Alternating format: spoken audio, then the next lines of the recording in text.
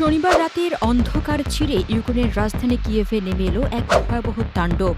রুশ president Vladimir পুতিনের নতুন তুরুপের দাস হাইপারসনিক ক্ষেপণাস্ত্র ওরেশনিকের আঘাতে ধ্বংসস্তূপে পরিণত হয়েছে শহরের গুরুত্বপূর্ণ এলাকা। আকাশে ছড়িয়ে পড়া মাশরুম ক্লাউডের মতো বিশাল ধোঁয়ার কুণ্ডলী মনে করিয়ে দিচ্ছে ইতিহাসের ভয়াবহতম পারমাণবিক যুদ্ধের স্মৃতি।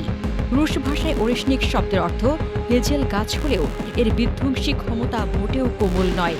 এটি এমন এক হাইপারসনিক ব্যালিস্টিক ক্ষেপণাস্ত্র যা শব্দের চেয়ে প্রায় 10 গুণ বেশি গতিতে লক্ষ্যবস্তুতে আঘাত হানতে সক্ষম। ইউক্রেনের দাবি অনুযায়ী এই মিসাইল ঘণ্টায় প্রায় 13,000 কিলোমিটার বেগে ছুটতে পারে। পুতিন হুঁশিয়ারি দিয়ে বলেছেন, এই ক্ষেপণাস্ত্রকে মাঝপথে রুখে দেওয়ার ক্ষমতা বর্তমানে বিশ্বের কোনো আকাশ প্রতিরক্ষা ব্যবস্থার নেই। সাধারণত দূরপাল্লার আইসিবিএমে যে প্রযুক্তি থাকে সেই একই বৈশিষ্ট্য এবার এই মাঝারি পাল্লার ওরেশনিকে যুক্ত করেছে রাশিয়া। বিশ্লেষকদের মতে 500 থেকে 5,000 কিলোমিটার পাল্লার এই মরণাস্ত্রটি একই সঙ্গে 3 থেকে 6টি ওয়ারহেড বহন করতে পারে। যদিও কিয়েভে পারমাণবিক ওয়ারহেড ব্যবহারের প্রমাণ মেলেনি, তবে সাধারণ ওয়ারহেড নিয়েও এটি যে ধ্বংসযজ্ঞ চালিয়েছে তা পারমাণবিক বোমার চেয়ে কম কিছু নয়। গত 21 নভেম্বর নিপ্রশ হয়ে প্রথম ব্যবহারের পর এবার কিয়েভে এর দ্বিতীয় বড় মহড়া দেখাল বিশ্ব।